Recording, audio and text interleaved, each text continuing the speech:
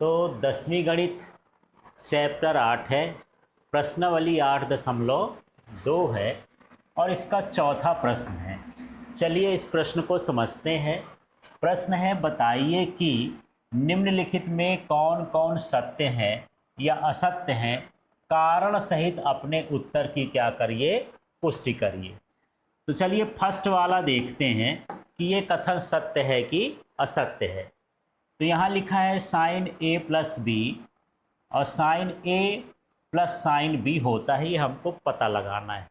तो एक काम करते हैं, हम जो कोण ए है ना, ए को हम मान लेते हैं कि 60 डिग्री है और जो बी है उसको मान लेते हैं 30 डिग्री है। कोई भी ऐसा कोण मान सकते हो, आपकी मर्जी है।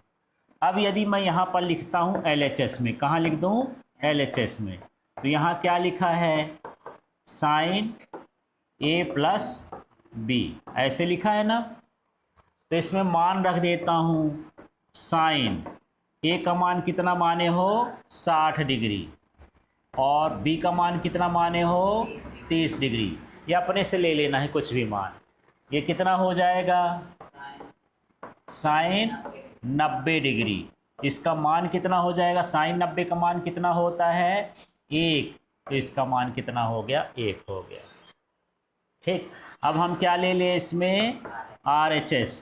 RHS का मतलब बराबर के इधर का, तो क्या है ये, साइन ए है ना, और प्लस क्या है, साइन बी। अब इसका मान रखते हैं, तो इसमें क्या हो जाएगा, साइन ए का मान कितना है, ए का मान कितना है, 60 डिग्री, तो ये मैं लिख देता हूँ 60 डिग्री, प्लस साइन बी का मान कितना है, यहाँ पर साइन बी लिखा है ना ये, तो साइन क्या हो गया, 30 डिग्री। अब इसका मान, साइन 60 का मान √3/2, इसका मान 1/2, √3 + 1 और पूरे के बटे क्या हो जाएगा, 2। अब आप यहाँ देखो कि क्या LHS का मान RHS मान के बराबर आ रहा है, इसका मान 1 आ रहा है, इसका मान √3 + 1/2 आ रहा है। इसका मतलब ये है कि यहाँ जो LHS है वो RHS के बराबर नहीं है, अतः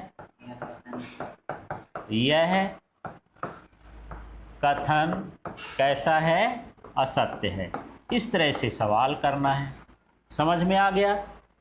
अब इसी तरह से अब हम कौन सा प्रश्न करेंगे, इसी का दूसरा प्रश्न करके देखते हैं। उसको भी बताना है कि कथन सत्य है कि असत्य है। चलिए देख लेते हैं कौन सा प्रश्न है। प्रश्न है, थीटा में वृद्धि होने के साथ साइन थीटा के मान में भी वृद्धि होती है। अब इसका पता लगाते हैं, है ना। तो एक काम करते हैं, दूसरा है यहाँ पर साइन, एक बार हम ले लेते हैं 0 डिग्री, तो साइन 0 का मान कितना होता है, 0। फिर मैं ले लेता हूँ साइन 30 डिग्री, थोड़ा मान बढ़ गया, इसका मान कितना होता है, 1/2। फिर होता है साइन 45 डिग्री, फिर कितना हो गया, 1/√2। फिर कितना हो गया, साइन 60 डिग्री, फिर कितना हो गया, √3/2। फिर कितना हो जाएगा, साइन 90 डिग्री, फिर इसका मान कितना हो गया, 1। ये पहले 0 था, फिर 0.5 हुआ, फिर इससे भी बड़ा, उससे भी बड़ा, फिर ये क्या हो गया, और बड़ा।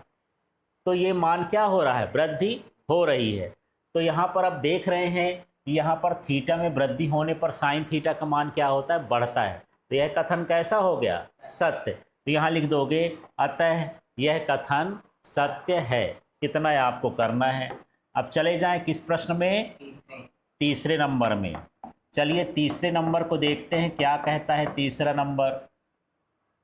थीटा में वृद्धि होने के साथ कॉस थीटा के मान में भी वृद्धि होती है। चलिए वही पैटर्न अपनाते हैं। कॉस 0 डिग्री का मान 1, ठीक है। फिर कॉस 0 के बाद क्या लेते हैं, 30। 30 का मान कितना हो गया, √3/2। फिर कितना हो जाएगा, कॉस 60 डिग्री, इसका मान 1/2। फिर कितना हो जाएगा, साइन कॉस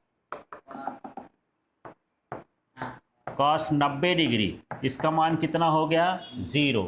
तो 1 से ये क्या हो गया, 0। घटा कि बढ़ा, घटा, तो ये कथन सत्य है कि असत्य है? इसमें वृद्धि लिखा है, कमी लिखना चाहिए, तो ये कथन क्या हो जाएगा? असत्य हो जाएगा। इस तरह से आपको यहाँ लिख देना है। ठीक है, अब हम आ जाते हैं कौन से प्रश्न में? इसी का चौथा प्रश्न। चलिए देखते हैं चौथा प्रश्न क्या कहता है। थीटा के सभी मानों पर साइन थीटा बराबर क्या होता है? Cos theta. चेक करते हैं। मान लो हम थीटा बराबर ले लिए हैं कितना? 30 डिग्री। कोई भी कोण ले सकते हो। तो इसका LHS देखते हैं। LHS माने बराबर की इधर क्या लिखा है? Sine theta. तो ये लिखे साइन थीटा, ये हो जाएगा साइन, लेकिन थीटा का मान क्या माने हो? 30। तो साइन 30 का मान कितना हो गया? 1/2। अब हम ले लेते हैं इसका कौन सा मान? RHS। RHS में क्या लिखा है? Cos theta. तो यहाँ कॉस थीटा हो जाएगा। कॉस थीटा का मान कितना लिए हो? 30। तो 30 डिग्री करेंगे, ये √3/2 हो गया। क्या यहाँ पर ये बराबर हैं? ये मान को मिलाओ, ये क्या बराबर है? नहीं है। मतलब यहाँ पर कह सकते हो कि LHS बराबर नहीं है किसके? RHS के। तो यह कथन कैसा हो गया? यह कथन कैसा हो जाएगा? असत्य। इस तरह से आपको लिखना है। ठीक है, अब चलिए इसका 5वां नंबर देख लेते हैं। 5वां नंबर है, V का है, A बराबर 0 दिया है। A बराबर कितना दिया? 0। तो लिखा है कॉट A परिभाषित है कि अपरिभाषित है। तो यहाँ पर देख लेते हैं।